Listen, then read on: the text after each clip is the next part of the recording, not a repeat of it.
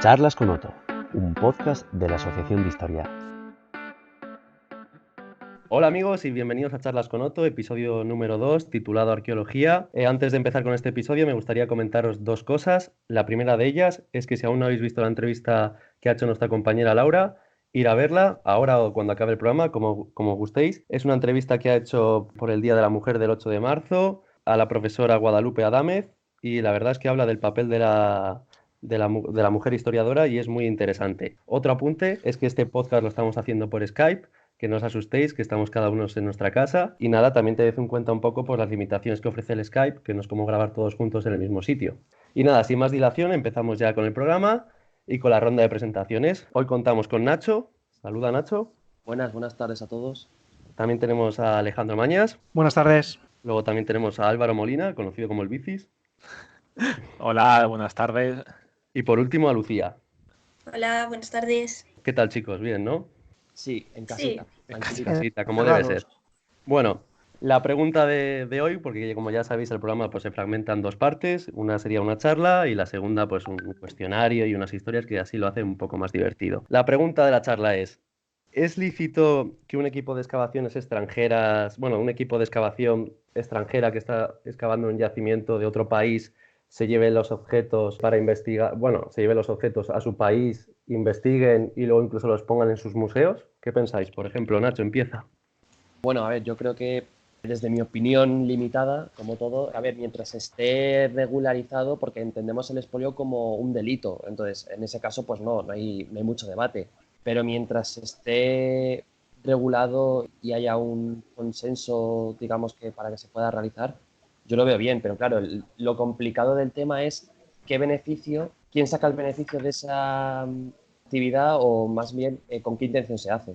Pero bueno, yo creo que ahí ya vamos a entrar todos un poco a ver qué podemos analizar y eso.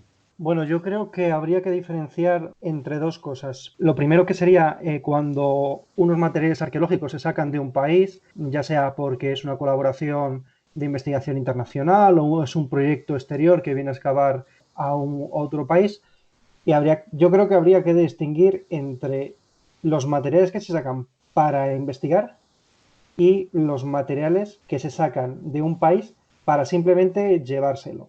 Creo que a día de hoy ninguno de los países, pudiéramos decir, que permiten realizar proyectos internacionales considera o ve bien este tipo de expolio. Nada más poder sacar materiales para su investigación o para hacer distintos análisis de los que se hacen aquí, polínicos, o sea, de todo tipo de investigaciones, pero claro, siempre previendo la vuelta del mismo material. Entonces, creo que lo que debería permitirse siempre es el poder sacar un material siempre y cuando la universidad o el centro de investigación al cual se vayan dirigidos esos materiales para su investigación cuente con unos recursos mucho más elevados que en el país en el que se están desarrollando o por condiciones sociales, políticas. Por ejemplo, el caso de Egipto, países de Oriente Medio, que ahora mismo no tienen equipos de investigación lo suficientemente adelantados tecnológicamente para poder resolver esto, pero nunca que se vea como un protesto de, pues el caso de, por ejemplo, el British Museum o mismamente cualquier tipo de museo que intente llevarse unos materiales para exponerlo en su país. Creo que ahora mismo en ninguno de los países occidentales tiene bajo su punto de vista esa forma de investigación, esa forma de arqueología. Pues yo creo que estoy de acuerdo con Mañas porque el impacto económico que el país que va a sufrirlo va a ser el que está investigando. Entonces veo bien que por investigación se lleven los restos arqueológicos o los materiales que encuentren, siempre y cuando luego sean devueltos a su estado original, que es donde deberían estar. Vale, y entonces, a raíz de todo lo que habéis dicho, en el caso de, por ejemplo, museos como el Louvre o el British Museum, que digamos, en sus galerías cuentan pues con obras de arte que provienen de expolios de otras épocas, da igual, no pasa nada. No es como que no son excavaciones actuales. ¿Creéis que deberían devolverlos al país de origen si éste lo reclama? Yo, por ejemplo, opino que, siguiendo mucho con la línea que ha dicho Maña, esos objetos o esos restos arqueológicos obviando el hecho de que sí, que es verdad que se los llevaron en otra época, hay que salvar las distancias del tiempo, sí que les deberían devolver, porque piensa que en estos países de los cuales se lo llevaron en muchas ocasiones viven del turismo y le estás privando una parte fundamental de su economía, no devolviéndole una de sus posibles fuentes turísticas más importantes. Que sí, que seguramente pondrán el pretexto de que, claro, es que les hemos tenido nosotros, les hemos estado cuidando, hemos investigado con ellos, pero seguro que se pueden llegar a acuerdos tipo cesión de no los devolvéis y cada X tiempo os los dejamos para poner una exposición temporal, como sucede con muchas obras de arte a lo largo del mundo. Por ejemplo, ahora mismo, hace relativamente antes de estallar toda esta crisis del coronavirus, en la que ya no se publica otra cosa que no sea el coronavirus, empezaron a salir en varios medios de prensa la futura restauración o preservación del templo de Devot. Fue un regalo del gobierno egipcio por la ayuda de las distintas empresas o instituciones que colaboraron para la construcción de la presa de Asuán, en la cual se desmontaron pieza a pieza, y el otro día salió en televisión que salió Martín Almagro Gorbea hablando sobre la reconstrucción que se tuvo que hacer aquí por su padre, que fue el comisario que llevó toda la excavación, Martín Almagro Bas, sobre la reconstrucción de este templo. Y sinceramente eso fue, en este caso, por ejemplo, un regalo, una cesión, como bien ha dicho Álvaro, como también ha dicho Lucía.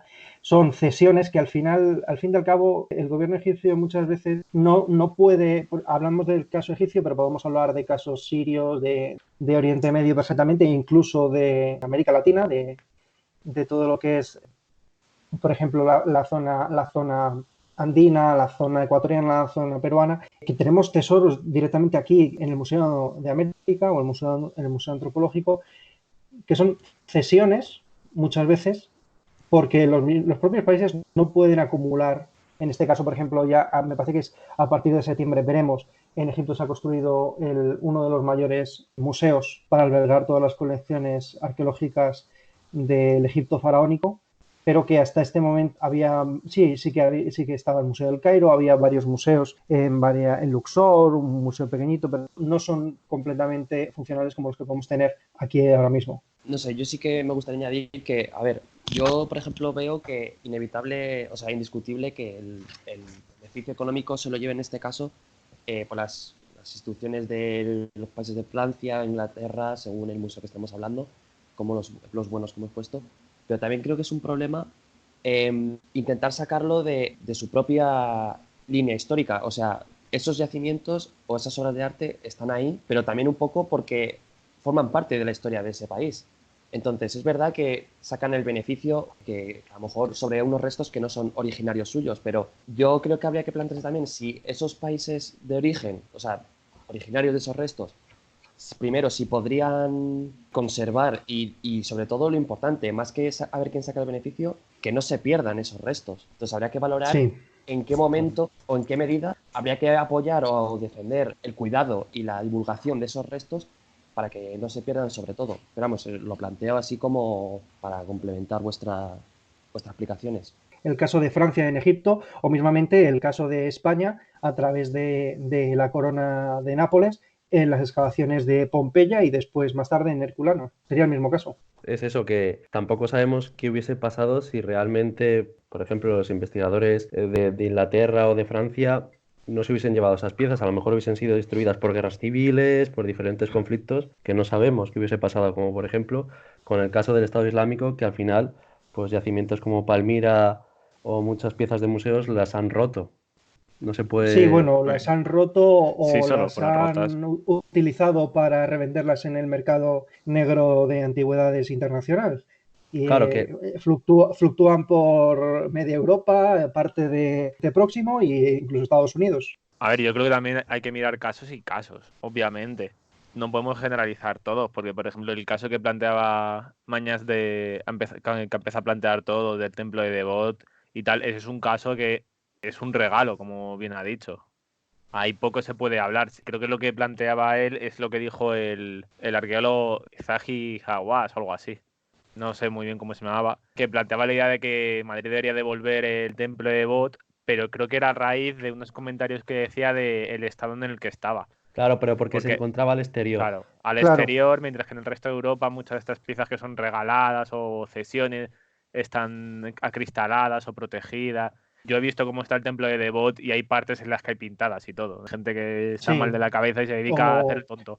O directamente grafitis con el nombre de la novia y el novio y el año de la Sí. pintada. Que Como en muchas lamentable. cuevas rupestres, Mm. con pinturas rupestres. Pues yo creo que habría que mirar casos y casos. Como bien decís, ¿qué hubiera pasado? Y si hubiera habido una guerra civil, o en la misma Segunda Guerra Mundial, o cualquier de guerra del Golfo, o la de Yom Kippur, o a saber cualquiera cómo hubieran acabado, eso es cierto. Sí. Pero eso es también un poco de historia contrafactual, en plan, que hubiera pasado, no se puede saber Claro. del todo. Yo sigo opinando que se deberían devolver con ciertos contratos de cesión y concesión, rollo, para seguir investigándolas, para seguir conservándolas, porque obviamente los medios que puede tener Inglaterra o Francia o Alemania en tema de conservación y tal y de investigación superan ampliamente a los que puede tener Siria, Jordania, Egipto. Yo es simplemente que hay que tener en cuenta que muchos países no pueden conservar los vestigios y que a lo mejor países en los que sí que se puede, por ejemplo en el British Museum o en Francia, en los museos de Francia, los están conservando y a lo mejor devolverlos a su país de origen significa que vaya a perder el vestigio como tal. Es que es la dicotomía y es la excusa de que hegemónicamente han puesto países, y nosotros mismos también los hemos puesto. Por ejemplo, pongo el caso del Tesoro de los... Bueno, al final el Tesoro de los Quimbayas fue también otro regalo, pero directamente la proclama... Esto cuando viajas a América es la primera proclama que te hacen que España debería devolver todo el oro o todos los materiales arqueológicos de valor que se habían llevado de allí, tanto como ofrendas, como regalos a los reyes. Pero tampoco hay que irse a países, digamos, como decir, los en vías de desarrollo que económicamente a lo mejor no pueden investigar tanto. Hay casos como, por ejemplo, en el British Museum, que tienen partes del Partenón de Atenas, Sí. o, por ejemplo, Francia tiene cuadros de Goya que se los llevaron en la época en la que Napoleón Claro. ocupó España. Pero es a lo que yo quiero llevar, que es que pienso que tampoco nos podemos excusar en la propia excusa que han utilizado estas élites intelectuales a lo largo de la historia para hegemonizar que un pueblo no tenga cultura o pierda parte de su historia y de su cultura porque no la pueden.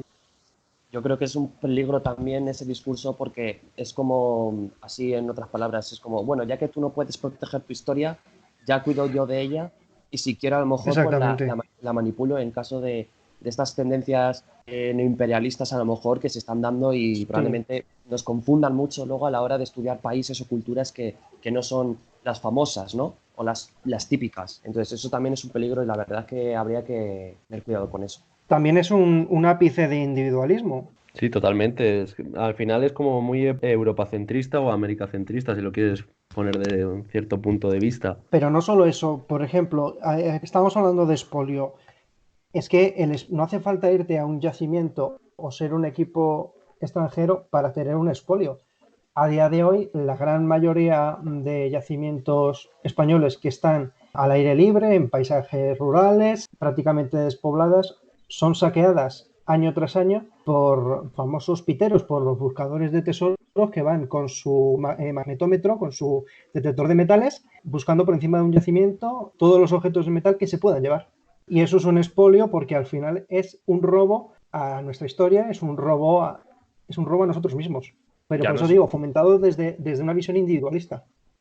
Ya no es solo un robo a nosotros mismos, sino que aunque sea por excavar ese 10 centímetros de tierra o remover esos 10 centímetros tal, ya está fastidiando ya puedes fastidiar todo el yacimiento, puedes destrozar pruebas rompes material. una unidad estratigráfica.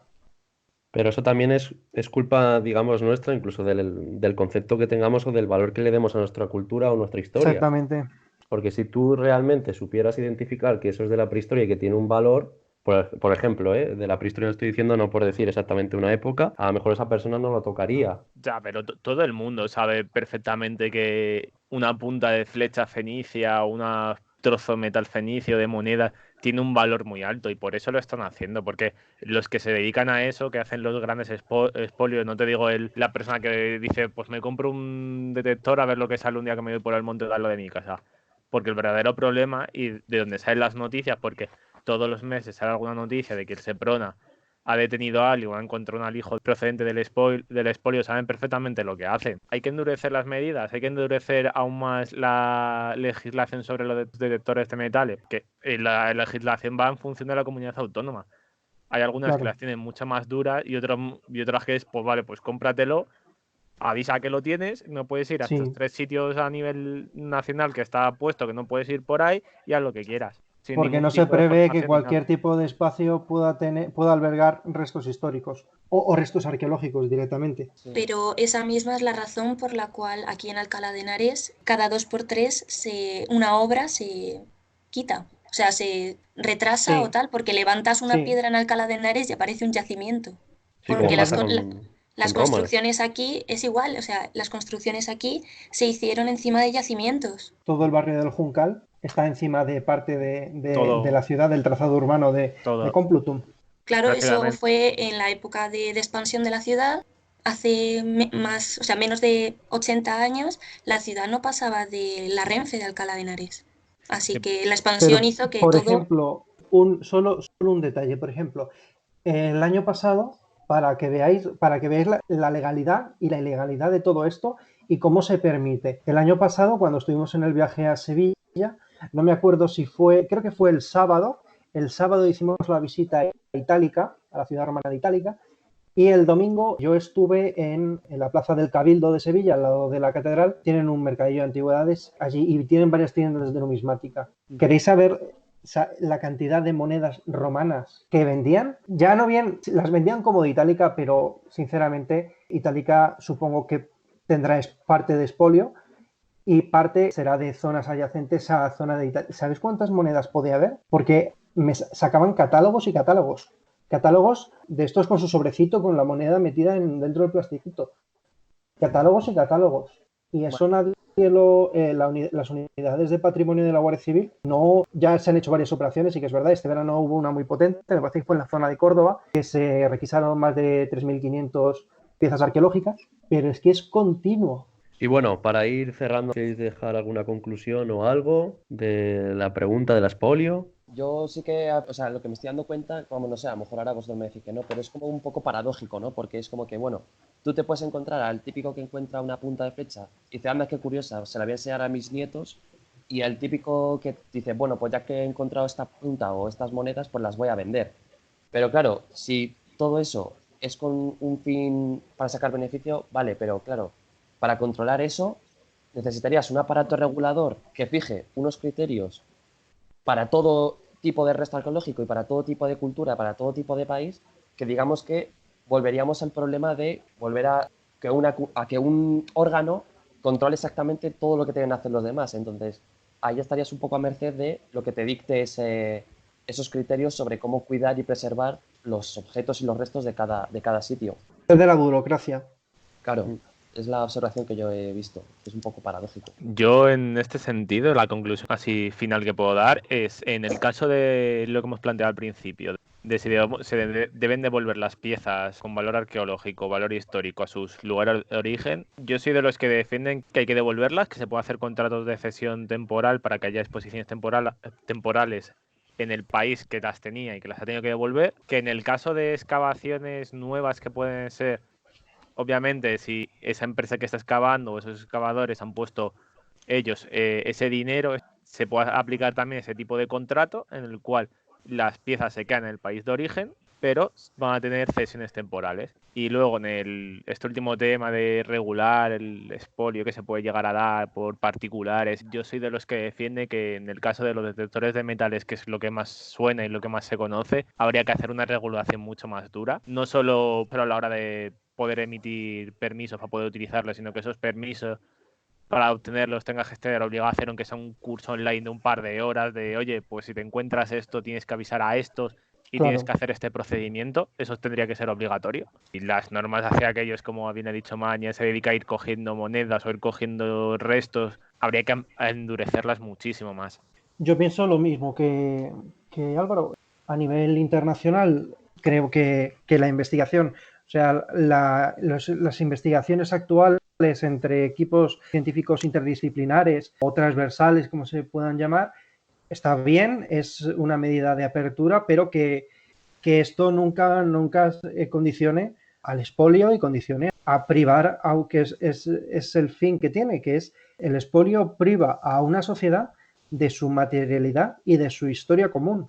Ya no es la idea del museo del siglo XIX que tenía que tener una pequeña parte de todas las partes de la historia que conforman la identidad común y la historia universal, sino que debemos cuidarla, sí bien a través de cesiones ya no temporales, como ha dicho Álvaro, sino a nivel perpetuo, pues se podría decir, o a nivel de regalo, o a nivel de una cesión como el Museo Arqueológico Nacional, el Templo de Bob, el British Museum, el Louvre, cualquier tipo de museo, pero siempre teniendo eso, que nunca se debe utilizar el expolio como una medida de intentar legalizar una excavación o de que una excavación, mejor dicho, sirva como pretexto al expolio.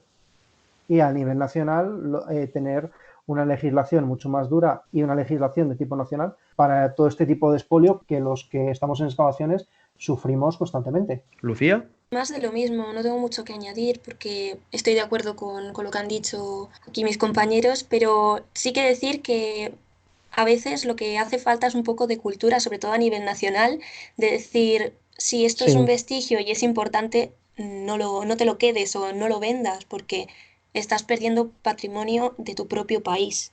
Yo es que además de lo que habéis dicho, que estoy totalmente de acuerdo, recalcaría que muchos de los museos, los cuales ya tienen pues piezas procedentes de expolios, sí se los devolvían a los países de origen, pero siempre que se cumplieran unas condiciones de estabilidad política, claro. de conservación, de investigación, que yo estoy totalmente a favor de que se devuelva, pero siempre tiene que haber unas condiciones, porque si al final, digamos, el material arqueológico va a sufrir daños y tal, no compensa. Y luego, Sí, a raíz de la sí. segunda parte del debate, yo realmente lo que también haría es que la educación se pusiera a señalar, darle mayor valor a lo que tenemos, a la importancia de los yacimientos, a nuestra historia, porque es que muchos de estos expolios que se hacen, yo creo porque no se conoce realmente el valor que tiene o no se le da la importancia, además de que yo haría también lo que habéis dicho, un reforzamiento de las leyes para que sean más severos los castigos para la gente que lo haga.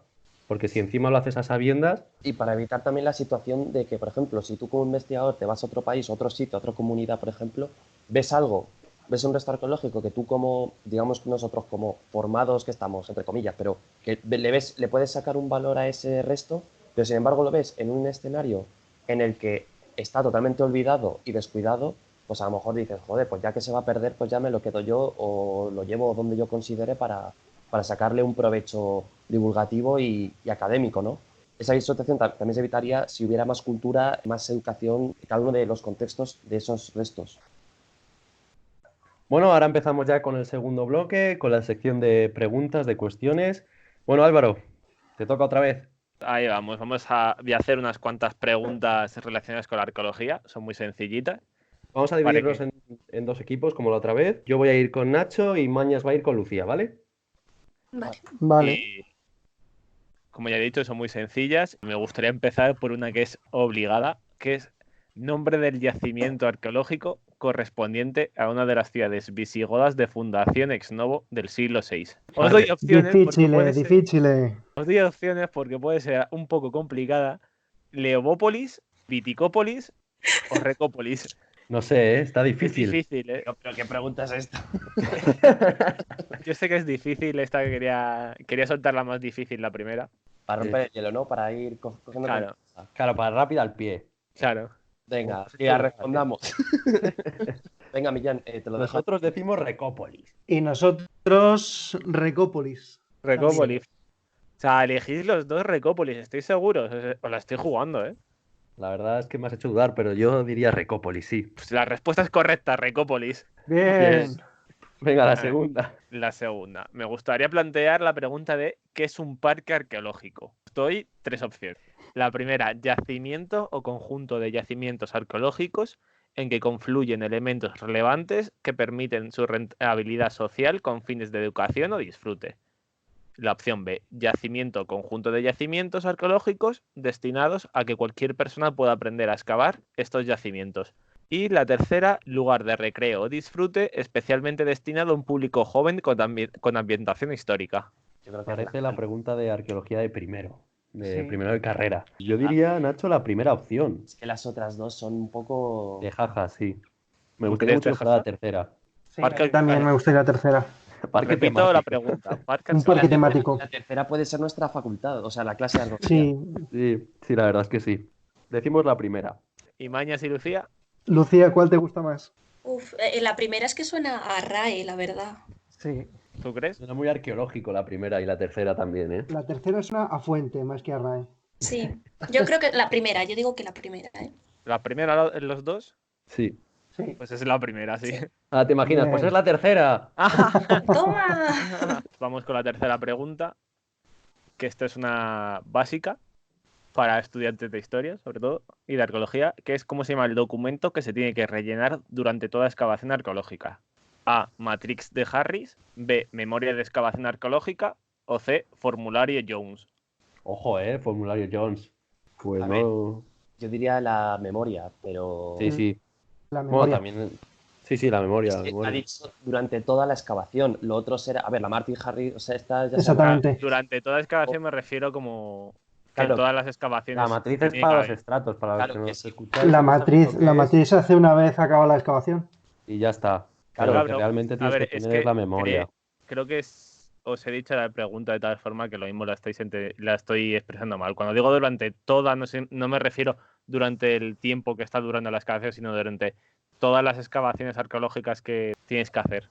¿Qué cosa tienes que hacer en todas las excavaciones? Esa es la ¿Qué, pregunta. qué documento tienes que rellenar? Sí, que en todas las excavaciones que hace hay un documento que se hace. Vamos, que es la C, ¿no, Vicis? Que es la matriz, ¿no? No es la C, yo creo. Es que yo no sé qué es realmente el documento ese, pero vamos. Yo tampoco, pero nos está desviando. A lo O sea, mejor está haciendo dudar, Yo, por favor, decir la C, por favor, decir la C. Está a lo mejor haciendo como Carlos Overa, está subiendo la ceja desde su casa. Bueno, No, es que en verdad cuando he escrito la pregunta he dicho, es que seguro que no se va a entender la pregunta por cómo la estoy escribiendo. Yo voy a ser cabezón, como siempre, y voy a decir la de la memoria de la... Sí, yo también. yo me Yo confío en Mañas. Yo renuncio a mi equipo y me decido por la C. Vaya, tenemos un desertor, Por el, Quizá no vuelvas a por el salir del formulario podcast. Jones te decides. Por el formulario Jones te decides. Sí, la C. De Indiana Jones. Claro. No, hombre, no. Hay mucho más Jones. Pues la respuesta que había puesto yo era la Matrix de Harris, pero... Pero que me estás... ¿Qué me estás contando? Por favor. Bueno, es verdad, en todo yacimiento tiene que haber una, pero vamos, no sé. Pero, Lo, ahora, pon- tengo una lo- duda. lo revisaremos después, porque no... podemos pedir Sí. bar después si queréis. Se puede pedir bar después, luego lo veremos. ¿Hay alguna pregunta más tienes, Vici? Sí. Una muy fácil para los curiosos de la arqueología y de la historia. ¿Cómo se llama el famoso descubridor de la tumba de Tutankamón? ¿Heinrich Schliemann, Carter F. Jones o Howard Carter? El primero no es, porque el primero es el de Troya. Sí. El segundo, ¿cuál era? Carter F. Jones. ¿Y el tercero? Jones, Howard solo. Carter. El del formulario. Es el mismo, claro. Es su primo, ¿sabes? Claro. Es el primo de Indiana y de Tadeo. ¿Quieres volver a apostar por él? ¿Cuál era el tercero, entonces? Howard Carter. Lucía y yo decimos Sí. Howard Carter. Venga, Millán, yo ya Por cierto, no vale estar buscando Adelante. por Google, que os conozco. Yo sigo confiando en Jones. Jones. O sea, la C. Tú sigues diciendo la matriz Harris. Sí, yo Matriz Harris, yo estoy ahora mismo en su mente. Porque la otra pregunta no tenía sentido. Pues es para Jones. Vale, entonces No, vosotros Howard decís... Carter. A ver, entonces Millán y Nacho decís Carter F. Jones Sí, y Mañas y Lucía Howard Carter. sí. Howard Carter. Vale, pues la respuesta es Howard Carter. Bien. Ves. Sí. ¿Cómo que bien? Claro. Si a mí falla. Da igual, pero yo celebro por mis compañeros. Ah, vale, Soy vale. generoso. Y bueno, tengo una última que es, se sabe que no solo hay un tipo de arqueología, hay de distintos tipos según a lo que a lo que se aplique. Y la pregunta, ¿cuál de estos tipos de arqueología existen? Opción A, de género, de culto y religión, de paisaje y feminista. La B, de género, de culto y religión, del paisaje, vegana y ecológica. Y C, de género, de culto y religión, del paisaje, igualitaria y ecológica. A mí me ha gustado mucho la vegana. Ya la A. Sí, la verdad que sí. Molaría mucho arqueología vegana. Pero creo que de momento no está, no existe. Se podría inventar. Podemos ser precursores. Yo digo la A. Yo también. digo, venga, yo también. Los dos la A. Sí. Es correcto, la A. No ha ido tan mal este cuestionario, ¿eh? Que la otra vez en el primer programa fue No, una no, no. masacre. Y ahora pues vamos a la sección de Alejandro, que va a contar una historia que es verdadera y otra que es falsa. Y nosotros pues vamos a intentar adivinar cuál es la verdadera y cuál es la falsa. Empezamos por la primera. La he denominado Nazis en Toledo en busca del arca perdida. Henry Himmler viaja a España en 1940. El Reichsführer, el director de las SS y director también de la Nennberbe, el grupo de operaciones tanto etnográficas como arqueológicas dirigido a la configuración del régimen nazi desde la parte cultural, viaja a Toledo en el año 40 y visita la ciudad en su conjunto y se muestra interesado en buscar el Arca de la Alianza. Como decía Henry Himmler, viaja a Toledo y está interesado en buscar el Arca de la Alianza. Para ello busca a un cabalista judío que lo encuentra en Auschwitz. Este cabalista, como no quería volver al campo de exterminio, se calla el hecho de revelarle a Himmler que el Arca de la Alianza, tras la muerte, según la tradición hebraica y la tradición cristiana, tras morir Jesús en la cruz, desgarra el templo de Jerusalén y el pacto entre Dios y el pueblo de Israel se rompe, por lo cual el arca deja de tener ningún poder. Para ello, este cabalista llamado Ramila dirige a la Nennberbe junto con Hitler a la comunidad judía de Toledo. Y desde allí empiezan a buscar por las famosas cuevas de Hércules, que están debajo del casco antiguo, la plaza de Zocodover y el Alcázar, y no deben encontrar ningún rastro, puesto que Wilhelm Canaris, responsable del espionaje de la Wehrmacht, se dirige al Museo Arqueológico Nacional para buscar dentro de la colección de piezas del Antiguo Egipto. ¿Es verdad o es mentira? Yo sé que estuvieron, pero no sé si estuvieron justo en la zona de Toledo, porque yo sé que estuvieron buscando como una especie de santo grial. Y estuvieron también por la zona de Cataluña. Sí, tuvieron... Ahí me suena una historia de que decían que estuvieron buscando el santo grial no solo por la zona de Cataluña, sino también por la zona de Toledo y Castilla-La Mancha. Pero es que me suena santo grial, no el arca de la alianza, como has dicho. Ya, es que eso es lo que me hace dudar, pero sí que estuvieron, eso fijo. Sí, y el que estuvo fue Himmler. Entonces, ¿falsa Venga, o verdadera? Yo voy a decir verdadero. Arriesgarse. Yo falsa. Yo mentira también. Yo voy a decir que es falsa porque no era el Arca de la Alianza. Pues es verdadera. Eso pasa por no confiar. Viaja en 1940, hace un viaje a España, invitado por Ramón Serrano Suñer, el cual viaja varias veces a Alemania para configurar el viaje y visita distintos lugares emblemáticos relacionados directamente con el misterio y la tradición esotérica, como pueden ser las montañas de Montserrat, por todas las leyendas godas de... Allí se encontraba el Mont Salvat, donde se encontraba el Santo Grial, que lo relacionó en una célebre frase, dijo que todo el mundo en Alemania sabía que el Santo Grial estaba en Montserrat, pero es invitado y al final lo provoca él una visita a Toledo. Al ser el centro neurálgico del reino visigodo de Toledo, busca el Arca de la Alianza, la cual, según las fuentes visigóticas, la traen los visigodos después del saqueo de Roma de Alarico en el 410. Y sí, es verdad. Es que me las he currado, hombre. La cosa es que no me sonaba que fuese el Arca de la Alianza. A mí es que lo de con el nombre del cabalista y tal ya ha empezado a sonar súper raro.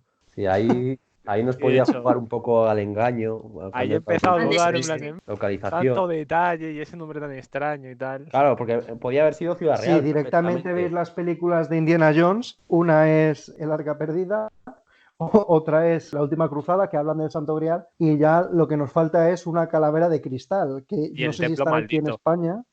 Y bueno, también está el Jones que mencionaba antes. Claro, y el famoso conocido Carter F. Jones. Que todos los archivos los guardó ahí. Pasamos a la segunda historia. En el año 1942, un equipo de investigadores españoles desentierra en la ciudad alcarreña de Torija, lo que se vinculó como la Mesa de Salomón. La leyenda abocaba que el monte de Salomón, el monte Suleimón o el monte Zulema se encontraba escondida parte de los tesoros que tras la invasión islámica en el 711 se esconden por los visigodos para recuperar en una futura reconquista, así como nos cuentan las fuentes visigóticas y las expediciones árabes en busca del tesoro. ¿Falsa o verdadera? Yo voy a decir falsa, pero no tengo ningún argumento para decir que es falsa o verdadera, simplemente por cambiar. Yo verdadera. Yo creo que es verdadera porque me suena lo del Templo de Salomón. A mí me suena también la historia de algo de Salomón y en España también, de alguna búsqueda. ¿Pero te suena en Guadalajara? Sí, me suena en Guadalajara. A mí me suena. ¿Nacho? Es que a mí me suena una historia que escuché yo de la zona de Guadalajara y por aquí, cerca de Alcalá y tal, de que buscaron una cosa por ahí, que se cree que estaba por ahí. Hombre, una cosa sí buscan, pero no sé si el templo de Sí, pero Salomón. me refiero a alguna historia de estas, de alguna reliquia y tal, que se buscó por aquí. Yo creo que Salomón sí que es convincente. Yo voy a decir verdadera Salomón también. no es convincente. Me suena lo de Saló. Yo voy a decir que es falsa. Otra vez. Pues todo es en contra falsa. mía. ¡Toma! Si es que Pero están ojo, chicos. ojo, Y no es porque falsa sean que se pintadores. descubriera en 1942, porque sí que las fuentes visigóticas y fuentes árabes hablan de que en el 711, con la huida de la mayor parte de la nobleza visigoda hacia el norte, se deciden esconder todas las reliquias y todas las riquezas, forman parte del saqueo de Roma de Alarico, entre ellas la mesa del Templo de Salomón se esconde.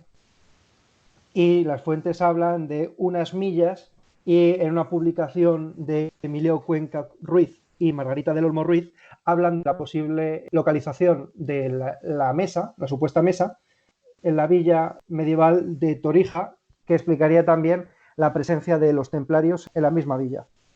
Pero es falsa. Pasamos a la tercera. Dolmen bajo una iglesia. El inicio de la Reconquista. En la ermita de Santa Cruz de Cangas de Onís se encuentra bajo su suelo un dolmen de época megalítica que sirvió como necrópolis para el hijo del rey Pelayo. ¿Verdad o mentira? Yo digo verdad porque tuve que hacer una exposición del prerrománico asturiano y me acuerdo que había una iglesia que tenía un dolmen debajo. Pero para el Pero- hijo de Pelayo. Claro, el palijo del Pelayo lo estoy dudando ahora que Yo creo lo, que lo decís. a mí me suena también mucho el titular, tengo que decir, ¿eh? Que me suena que haya un dolmen debajo de una iglesia. Pero yo creo que es falso. Yo voy a decir verdadera, venga.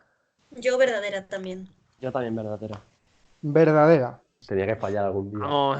La ermita de Santa Cruz de Cangas de Onís se encuentra construida encima del dolmen. En el año 737 usó Fabila, el hijo del rey Pelayo, con su mujer Froiluba para ser enterrados. Pero es que el mismo don Pelayo se entierra junto con su mujer Guadiosa en el dolmen, un dolmen cercano llamado de Abamia.